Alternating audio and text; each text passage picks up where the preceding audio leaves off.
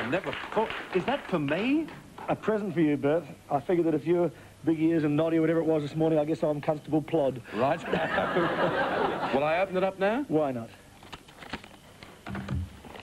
We also hate each other. I read that this morning. We can't stand. We yes, despise that's an each other. amazing thing. I think the truth of the matter should be told, that Darren and I hardly know each other. And for those people interstate, Darren and I were against each other on radio for how long? 5 years? 5 years. 5 years. And in fairness, I suppose for the first 3 years, I was ahead, and for the last 2 years, Darren was ahead. So we were seen as rivals, but with the exception We were. of...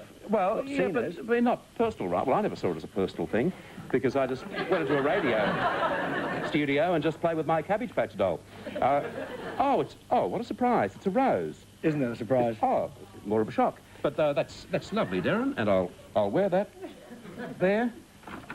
You haven't got a pin with it, unfortunately, Yeah, Darren. they do actually come with pins Do in they? them. What are you going to talk about tonight? Well, I don't know. I suppose he's your first... Well, Open TV Week's not here for this one.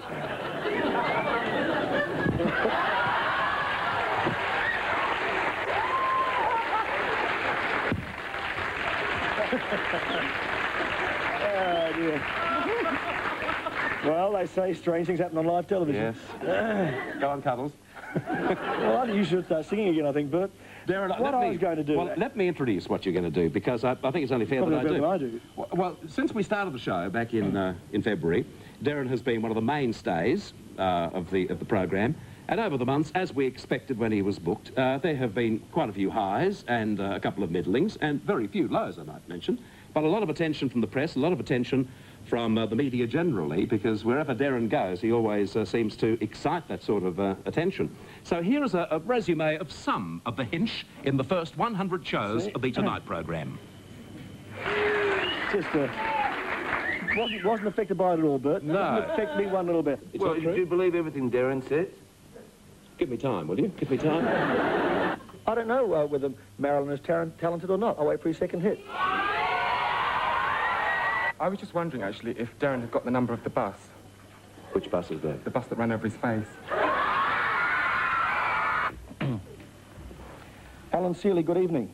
But the longer you stay out, the longer you stay running with your daughter, you're going to be picked up eventually. You realise that? The court then charged me with contempt. The court convicted me of contempt. And yesterday, judging by what the judge said, I came within a whisker of going to jail. But I am very impressed, really impressed with Mr. Turbot, or Mr. Turbo. Fantastically impressed with him. I've always been impressed with magicians, and I think he's a damn good magician. I will match Philip Adams' $10,000 that you're a fake and can't... Right. I've said he is a fake, he is a fraud, don't trust him, don't trust the Doris Stokes, don't trust the Uri Geller's. The man is a charlatan. Do you believe in any way at all, because of what we did, you've lost your credibility, or your credibility has been damaged at all? Yes, I do. Yes, I do. I've had to blip you on radio where you've tried to infer that somebody like Carl Wood, a decent, honest, brilliant doctor, you've tried to call him a murderer. And I find you did it to me once, and I find those sort of viewpoints, I find them offensive. No, I'm sorry, I have not ever called Professor Carl Woods a murderer. With all respect, Mrs. Tye, that is a lie.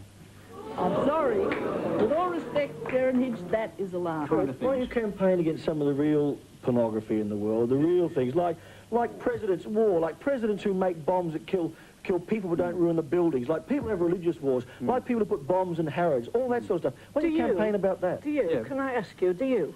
Well, I think I do, actually. Yes, I do. Beware the laughing fascist. I also say the lady has a very selective memory. I was there when she said to me, blacks, you bleep them, you don't marry them. Not only the fact that he was a favourite, and favourites don't win Olympic marathons, so I'm very sorry that my prediction was right, that Robert de Castella did not win the marathon. I did not think he would, as I told you the other night. Say I'm a, what am I? What sport am I into, right? I'm a tennis shot putter. Okay.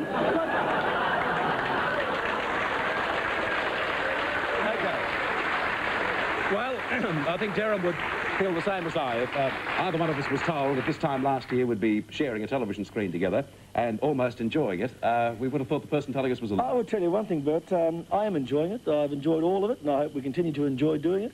I think, and I've said this elsewhere, so I say it to you now, I think that you will be hosting this show and doing this show for 5 years, and I wish you all the best with it. Thank you, Darren. Thanks very much. OK, we'll take this break. We're back with you after it to introduce... Oh, hang on a sec. Hold it. Oh. Not all the musos are watching you, Graham. Something I must mention, because of the guest who's going to be on following this commercial break. Thank you. We have Bettina Arndt. Got to direct the program too. No, got to direct it. We have Bettina Arndt who's about to join us. Now, it is possible that the topics that she discusses this evening will not necessarily please you. We're trying to hot them up for you. So, no, seriously, if a discussion on things which are sexual might offend you, could I suggest perhaps that the following segment is not for you, but if you're a raver, this is your night. Seriously.